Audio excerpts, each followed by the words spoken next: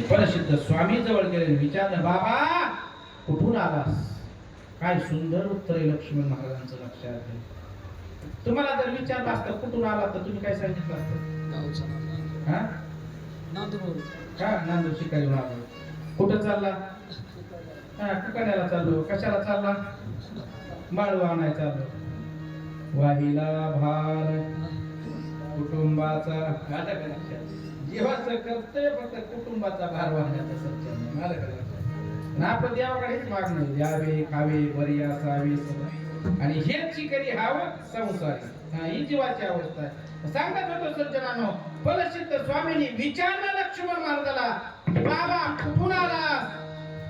सांगितलं, महाराज मायापुरीहून आलो. मायापुरीहून. चाललायस कुठं? उदासपुरीकडे चाललो. उदासपुरी. ही अवस्था जीवाची व्हावा लागते व ही अवस्था जीवाची व्हावा लागती.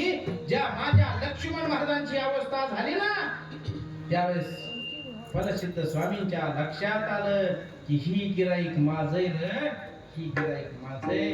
म्हणून महाराज लक्ष्मण महाराजांच्या जिभेवर अंगठ्या पसलं बोट, काय म्हणतात त्याला? काय म्हणतात त्याला? हा, करगुळी काय बोट? अरे बोट म्हणतात मला माहिती, 5 बोट आहेत. ह्या बोटाला काय नाव आहे?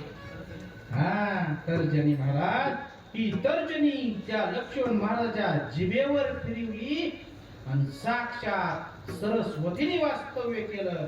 आणि लक्ष्मण महाराजची जीभ महाराज सापासारखी सळ सळ सळ सळ करू लागली आणि लक्ष्मण महाराजाच्या मुखातून 5509 अभंग निघले. आणि त्या 9 अभंगातला हा एक अभंग प्रसादासाठी आणि त्यातलं दुसरं चरण महाराज प्रसाद घेतो.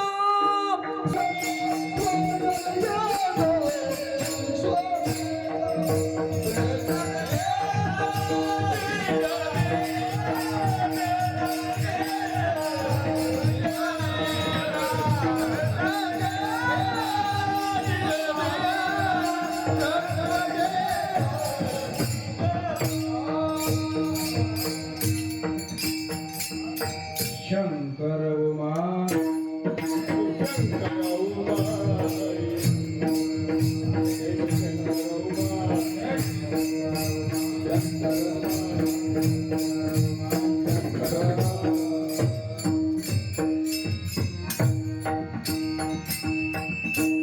सच्चिदानंद लक्ष्मण महाराज सांगतात की गुरु प्रसादाची थोरी.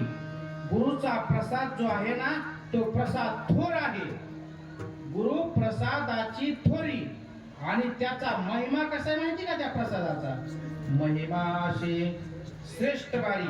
पण तो जर प्रसाद घेतला, प्रसाद घेताची स्वामीचा तो प्रसाद घेतला तर नाश होय. अंतःकरणातील 6 विकाराचा नाश कशामुळे होतो? गुरुच्या प्रसादामुळे होतं. अंतःकरणातील 6 विकार गेले की मग अवस्था अशी होते की ते देवाचे मंदिर आणि आत आत्मा परमेश्वर. लक्षात घ्या. किंवा शिवनाम घेई पावन रे होई आणि आहे तो रे देही परब्रह्म. तो परब्रह्म आपल्या हृदयात असतो. पण कधी? ते 6 विकार गेल्यावर. तो 6 विकार कुणाच्या आशीर्वादाने जातात? गुरुच्या. इथपर्यंत कळलं. मग मात्र मी तू पण की मी आणि तू आहे का की निघून गेलं की मग सुख